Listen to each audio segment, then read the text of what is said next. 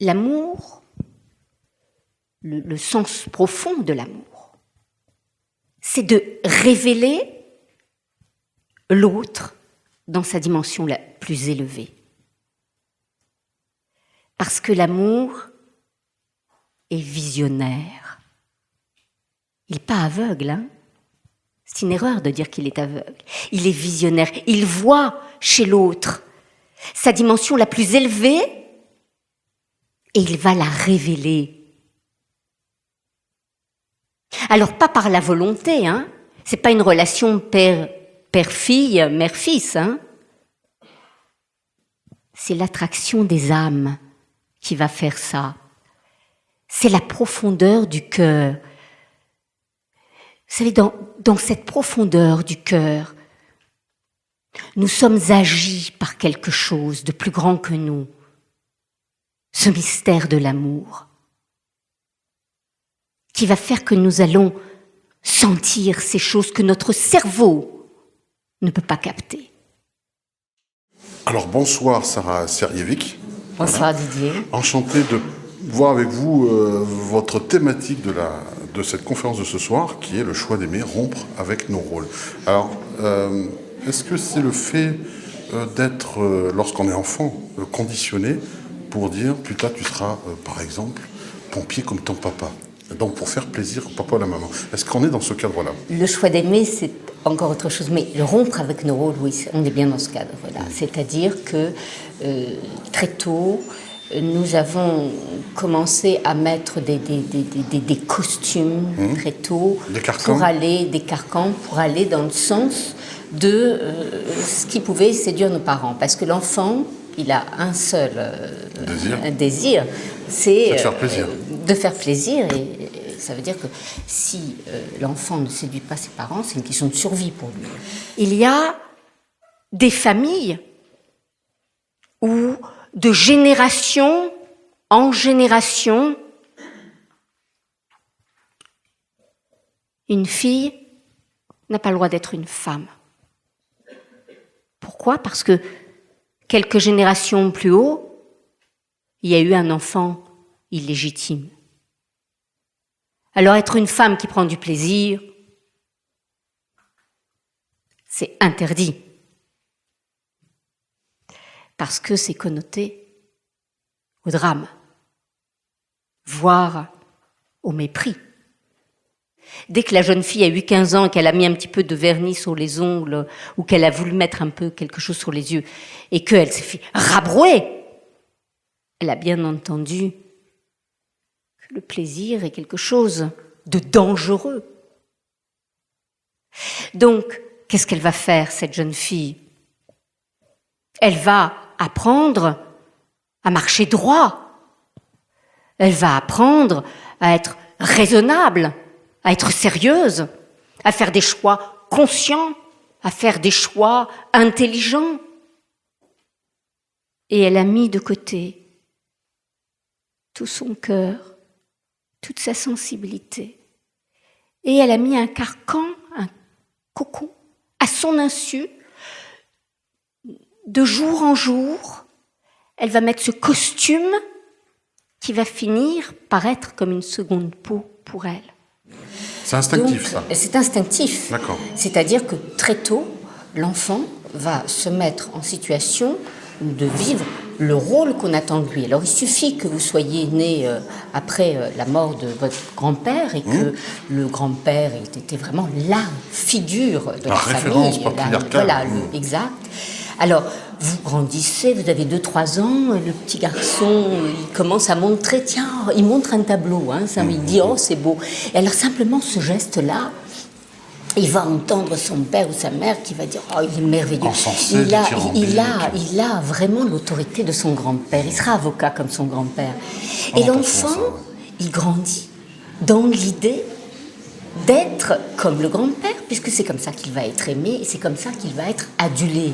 Il veut ressembler au modèle ? Il veut ressembler au modèle et il va mettre de côté toute sa part de créativité, il va mettre de côté toute sa sensibilité, toute sa fragilité pour fonctionner à l'image de ce qu'on attend de lui. Quelqu'un va dire, par exemple, moi, je suis un homme d'affaires brillant. Et pourtant, mais alors j'ai un manque de confiance en moi, mais incroyable. Vous ne pouvez pas savoir parce que je suis complexée alors que je suis dirigeant d'une grande société. Très bien, je l'amène sur scène et je lui dis bon, alors, quand est-ce que ça a commencé cette histoire de ce mal-être-là, de ce manque de confiance? Alors il va dire, c'est facile, hein, très jeune déjà. Moi, quand je montrais mon carnet de notes à ma mère qui était institutrice, c'était jamais bien, quoi. Hein. Alors dès que j'avais pas 10, c'était vraiment, mais alors, t'as pas assez travaillé. Je me faisais tout le temps reprendre. Et c'était pour moi une grande souffrance parce que j'étais un carnet de notes. Et j'étais en plus l'aînée de la famille, donc ma mère me disait toujours, il faut que tu donnes l'exemple à tes frères. J'ai 2 frères derrière moi, et il fallait que je sois toujours l'exemple de mes frères. Alors je dis, choisis quelqu'un dans le groupe pour représenter ta maman. Il choisit quelqu'un, et je lui dis, maintenant tu vas lui parler, tu vas dire ce qui se passe pour toi. On joue la scène, il amène son carnet de notes, la mère lui dit, encore, mais tu as eu 7.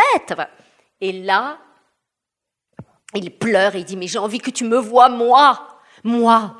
Et il pleure et il craque et il exprime sa colère. Et en face, la femme, elle est en larmes, hein, en larmes. Et après, il y a un retour où chacun dit ce qu'il a vécu. Et je demande à la femme, qu'est-ce que vous avez vécu? Et elle dit, moi, ça a été terrible parce que je suis institutrice, j'ai 3 enfants, et je ne comprenais pas pourquoi mon aîné est si complexé. Et je viens de comprendre à quel point, alors que je fais ça pour son bien, comment j'étais en train de le complexer au lieu de l'emmener vers un envol de lui-même. Voilà, alors c'est comme ça que les choses vont se résoudre, parce que l'âme entend ce qu'elle a besoin d'entendre et qu'elle n'a pas entendu depuis toujours. C'est ça qui est guérissant. C'est quand l'âme entend la vérité du cœur. C'est assez destructeur, finalement. En pensant faire bien, on fait mal, mais sans vouloir. C'est pas voulu. Exactement. Des parents. C'est pas destructeur. Ce sont des conditionnements. Ce sont des conditionnements, mais qui vont nous obliger, nous, à nous mettre au monde dans qui nous sommes. Donc c'est magnifique en même temps. Vous nous invitez donc à une renaissance pour nous redécouvrir à la base de ce qu'on est réellement, notre vocationnel réel. Mais Didier, c'est le chemin de notre vie. Oui, c'est vrai. De naître à nous-mêmes chaque jour. C'est chaque jour qu'il faut s'inventer et se réinventer en contact avec le cœur de qui nous sommes. Une femme aujourd'hui doit être une femme d'intérieur, elle doit être une bonne maîtresse, une maman. Tous ces rôles-là ne sont pas aussi... Est-ce que les femmes, en proportion par rapport aux hommes, ne souffrent pas plus de ces carcans, de ces conditionnements dont vous parlez? Alors je ne crois pas, Didier. Je crois même que c'est plutôt le contraire. L'homme qui est plus facilement coupé de ses émotions, parce que lui, on lui a dit très tôt, un garçon, ça pleure pas. Oui, c'est vrai. Très tôt, il s'est coupé de ses émotions, et très tôt, il est allé dans le sens du devoir. On lui a dit, sois un homme, mon fils, t'occupe pas de tes émotions, et va vers ta carrière, vers ta destinée, va vers ton ambition. Et donc, qu'est-ce qu'il a fait, l'enfant? Il a contraint tout son souffle, toute son énergie au service, là encore, de ce qu'on attend de lui. Et c'est bien plus difficile pour un homme, justement, parce que, comme il a beaucoup plus de mal que la femme à recréer le lien avec lui-même, à être en contact avec sa sensibilité, parce que ça n'est pas bien, parce qu'un homme qui est en contact de sa vulnérabilité se sent être un homme qui n'est pas digne de ce nom. Diminué, oui. Donc il se sent fragilisé, donc il va mettre de côté tout ça, et plus il met de côté, plus il va renforcer la carapace. Oui. Et plus il renforce la carapace, et moins il en sort. Moins il sera lui-même. Et non seulement moins il sera lui-même, mais plus il va jouer le rôle jusqu'à la dépression. À 50 ans, ça se passe mal, cette histoire-là. Cyril vient dans un de mes stages. C'est un bel homme de 40 ans. Au moment où je fais le tour du groupe pour savoir qui vient chercher quoi dans le groupe, lui il dit, mais moi je voudrais m'affranchir de ma mère, parce que moi, tout va bien, j'ai une carrière magnifique. Je plais beaucoup aux femmes, j'ai ce qu'il faut pour être heureux. Et pourtant, je m'arrange toujours pour choisir des femmes qui me rejettent. Et j'en peux plus. Ce sont toujours des femmes glacées, humiliantes et dévalorisantes comme ma mère.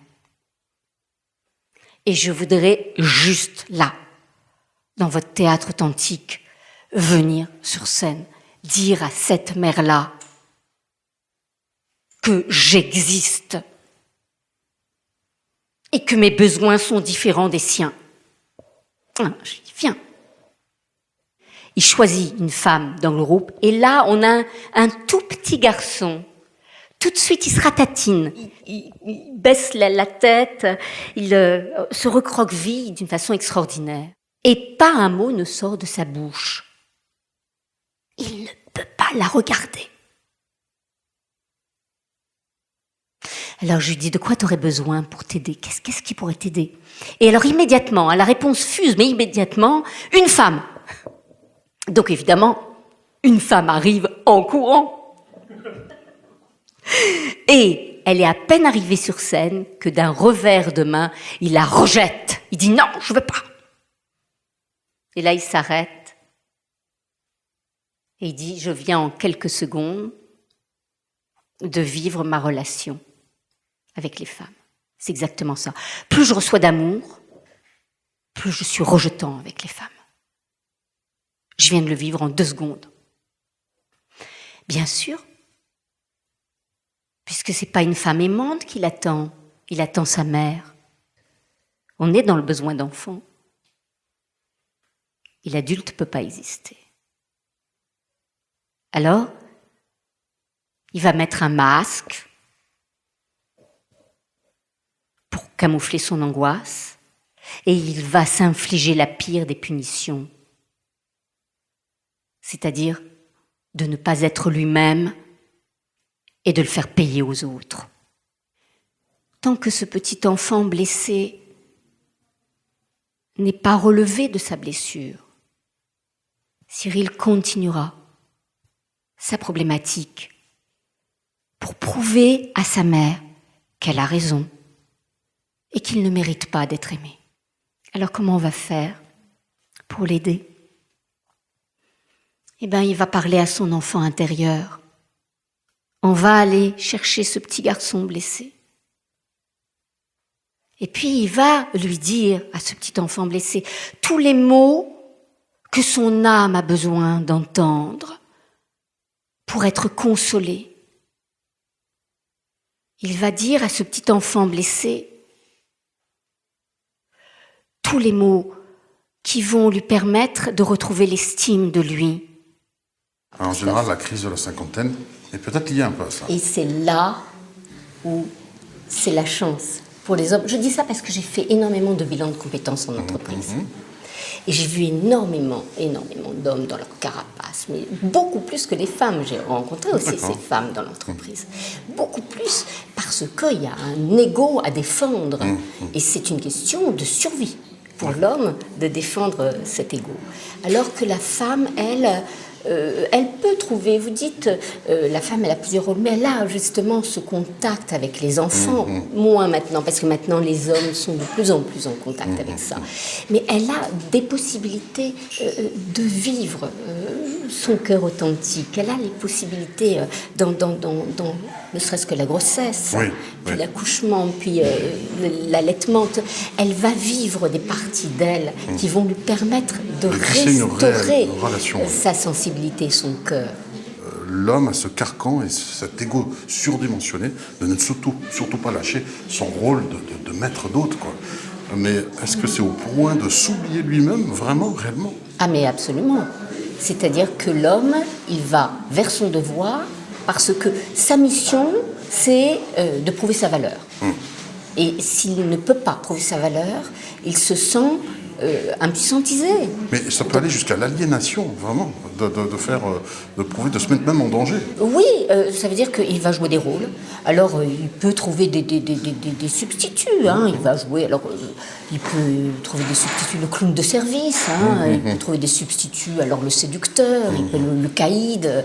Il va trouver des façons. Mais ce ne sera jamais profondément lui. De sortir de son étouffement. Mais c'est pas lui. D'accord. Et quand il commence à être en contact avec lui, mais il y a un moment bien plus difficile, en général pour l'homme que pour la femme. Vous avez écrit un livre qui s'appelle donc Rompre avec nos rôles. Est-ce que c'est une sorte de manuel ou d'analyse qu'on doit faire, une introspection pour pouvoir rompre justement avec ces rôles et devenir enfin soi-même? Vous donnez des outils? Bien sûr. L'outil premier, c'est de prendre contact avec les besoins qui sont les nôtres. C'est la première chose.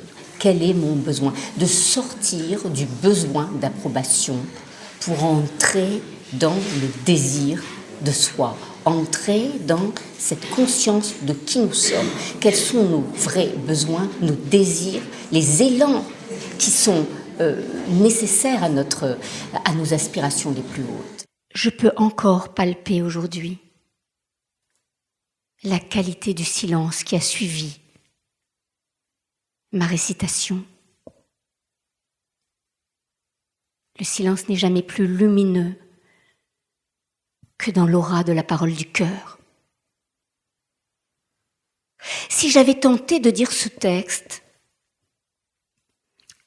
pour séduire l'institutrice ou un élève de la classe, j'aurais été dépendante de son approbation ou de son indifférence.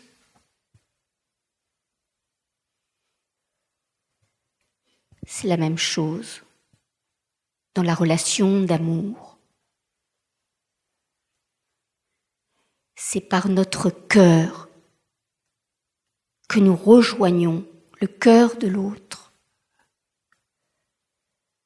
Et pour ça, il faut sortir de cette drogue au désir de l'autre, au regard de l'autre, au plaisir de l'autre.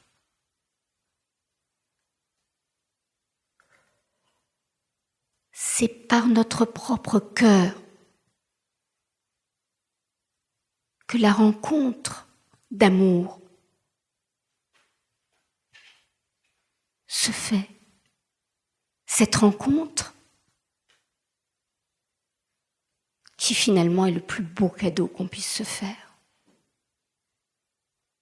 Parce que l'amour, c'est l'engrais. C'est l'engrais de l'âme. C'est l'engrais de l'âme qui porte à la grandeur de l'être. Il n'y a que ça. Et c'est le premier pas, et je pense que c'est le plus difficile aussi, parce que ne plus être obligé de vouloir ressembler à ce que les autres attendent de nous, c'est désapprendre quelque chose de très important. Oui, ça veut dire que ça nécessite de reprendre contact avec la dimension du plaisir. Ça passe par là, le plaisir avant tout. Le plaisir. Alors quand je parle du plaisir, je ne parle pas de faire la fête, je parle retoucher cette dimension où on est un avec la vie, cette dimension du flux, cette dimension où l'on se sent en union avec soi et dans le plaisir d'être tout simplement. L'autre n'est pas là pour régler nos problèmes. L'autre, il est là pour les faire émerger. Alors, là encore, il ne le fait pas exprès, c'est pas un rapport de force, on est d'accord. C'est l'amour qui nous ouvre. C'est cet organe mystique du cœur qui va nous ouvrir à cette autre réalité, cette réalité qui donne l'occasion d'un dépassement de l'autre à qui nous avons donner notre pouvoir de nous faire exister ou, au contraire, de nous annuler. Et on attend qu'il comble nos besoins. On attend qu'il nous donne des preuves d'amour. On attend qu'il nous regarde et qu'il nous reconnaisse et qu'il nous devine. On attend qu'il nous délivre de nous-mêmes, quoi. Hein. L'autre qui détient notre code secret. Mais on s'épuise dans cette salle d'attente du prince charmant, qui d'ailleurs va devenir de moins en moins charmant. Ou de la princesse de vos rêves, hein, qui va de moins en moins vous faire rêver, ça c'est sûr. C'est simplement de peindre, de chanter, de danser, d'écrire à quelqu'un qu'on aime. De s'épanouir et de s'exprimer finalement. C'est de s'exprimer. L'expression par l'art, par la l'écriture. La manifestation de toutes les expressions qui nous sont propres. Celles qui vont vous vivifier, ça peut être une promenade dans la nature, c'est ni artistique ni intellectuel. C'est simplement d'oser prendre du temps. Oser prendre le temps de faire ce qu'on a envie de faire. Le temps d'écouter une belle musique. Oser prendre le temps de respirer la nature, de s'arrêter, de prendre du temps. Vous savez, la lenteur, c'est un des secrets pour retrouver ce sens du plaisir. Prendre le temps d'être avec soi, prendre le temps d'être avec quelqu'un qu'on aime, prendre le temps d'accueillir ce qui est là dans l'instant. Ça, c'est une clé. Il vient vous rencontrer là où vous avez à être transformé. Nous sommes des êtres magnétiques qui attirons le scénario que nous avons à rencontrer pour nous libérer. Alors évidemment, c'est pas confortable du tout. Et c'est là où commence le défi d'amour. L'amour est là, tout au fond, mais on ne le voit pas, parce que nous sommes identifiés à la souffrance. C'est dans cette relation-là que les choses vont permettre une élévation commune.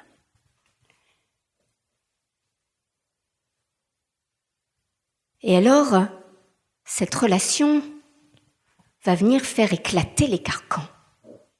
Tous les carcans, vous vous souvenez.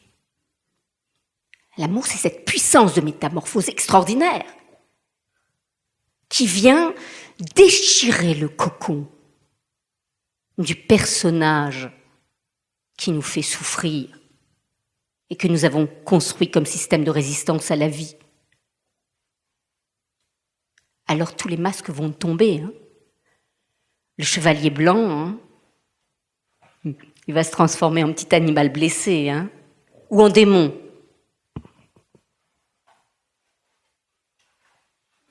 Le clown de service, il va perdre son humour. Hein.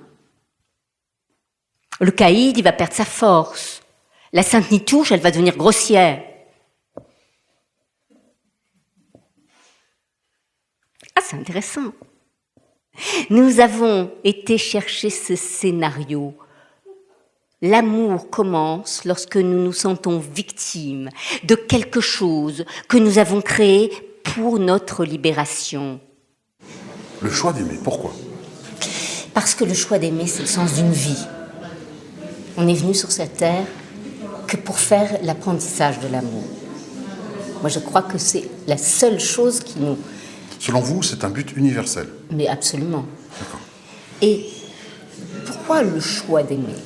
Parce que la plupart du temps, nous avons tellement peur de la solitude que nous allons combler ce vide avec des histoires d'amour. Et le sens de ces histoires d'amour, c'est de nous distraire du vide. Combler avec rien ? Combler une des grandes catastrophes dans le couple. c'est l'idée de durer. On veut que ça dure. Ça fait 15 jours qu'on est ensemble, on veut déjà que ça dure. Mais le sens du couple, c'est pas de durer. Le sens du couple, c'est d'être en contact avec les forces créatives de la vie. C'est ça le sens du couple. Et tant qu'on cristallise sur l'idée de durer, on va s'accrocher pour tenir. On lutte.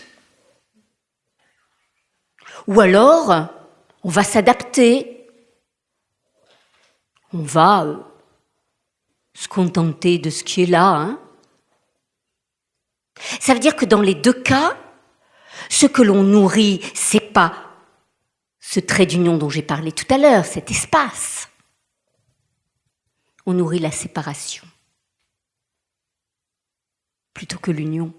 Vous connaissez cette sensation d'être séparé de l'être que l'on aime, même en sa compagnie. Cette douleur du désir toujours insatisfait d'être uni à lui. Ça n'est que le reflet de la douleur du désir toujours insatisfait de s'unir à soi. La solitude est une des expériences les plus douloureuses parce qu'elle est contre la nature des choses. Et elle ne concerne pas le couple.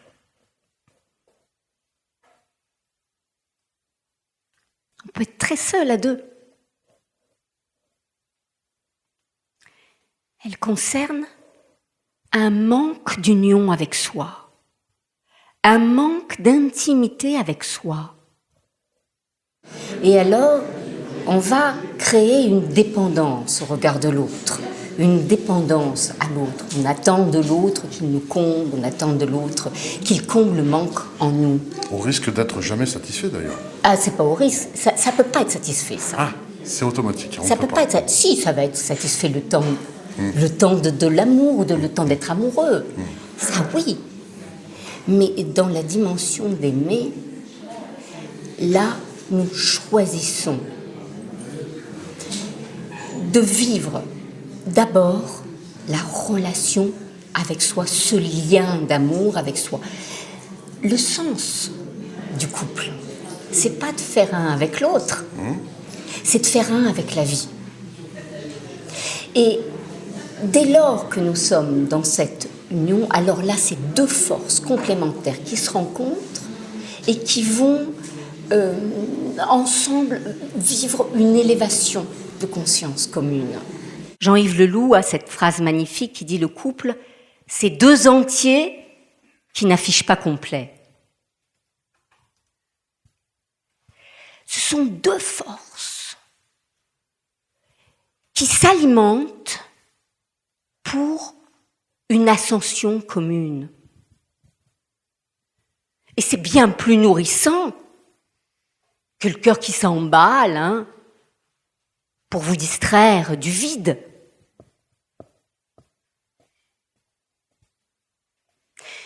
Être amoureux, ça s'emballe. Aimer, ça vous élève. C'est ça la différence. C'est pas du tout pareil. Et la première étape pour faire la différence entre ce qui vous stimule ou ce qui vient vous distraire du vide, la première étape, c'est de sortir de l'agrippation au regard de l'autre, de sortir du besoin d'approbation et d'accepter la confrontation. Attention, quand je parle de confrontation, je ne dis pas qu'il faut se disputer, quoique. Quand je parle de confrontation, c'est confrontation de ce qui nous différencie. Accepter que l'autre est un autre et que c'est confrontant. Parce qu'un couple, c'est deux vivants qui se rencontrent.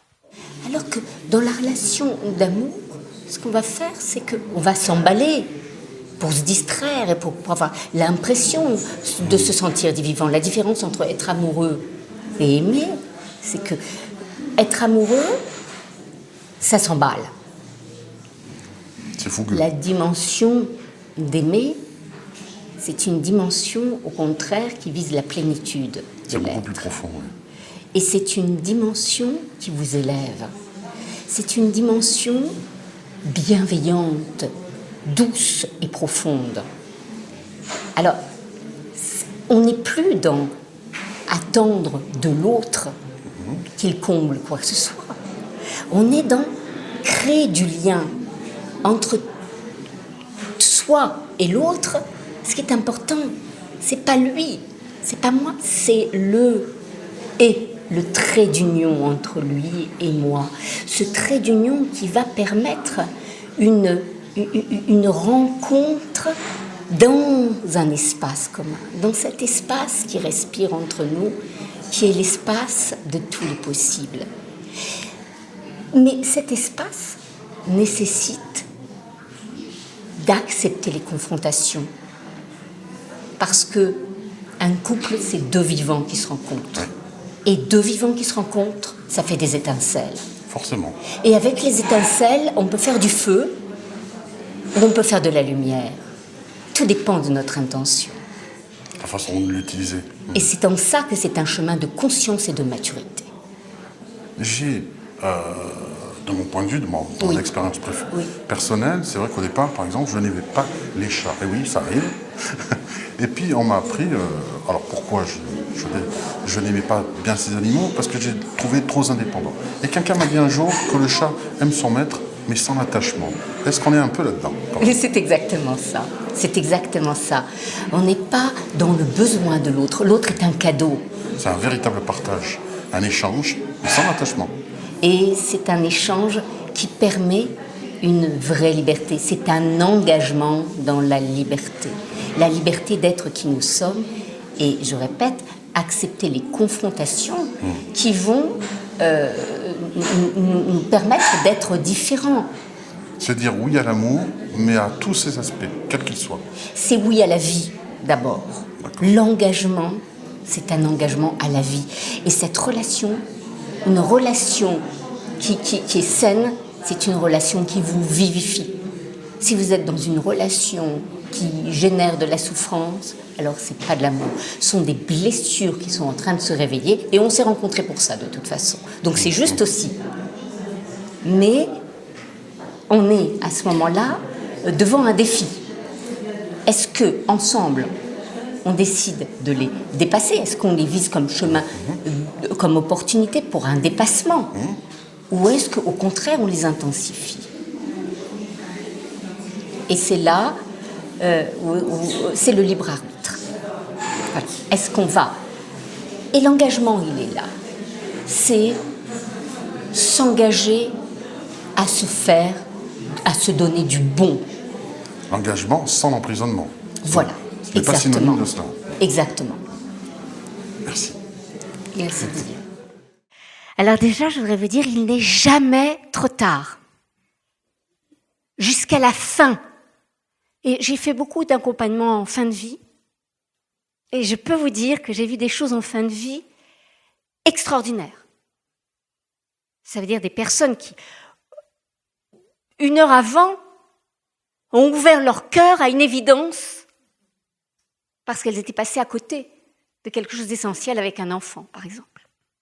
Il n'est jamais trop tard. Ça, c'est la première chose que je voudrais vous dire. Et puis, j'ai envie de vous parler de Milton Erickson, qui disait « Il n'est jamais trop tard pour avoir eu une enfance heureuse. » Alors, c'est ce que je fais moi dans mon théâtre authentique. Bien sûr que c'est la meilleure des thérapies, puisque c'est celle que je fais. Mais je le dis bien sûr avec beaucoup d'humour, parce que tout est bon et tout est juste au moment juste et bon pour vous.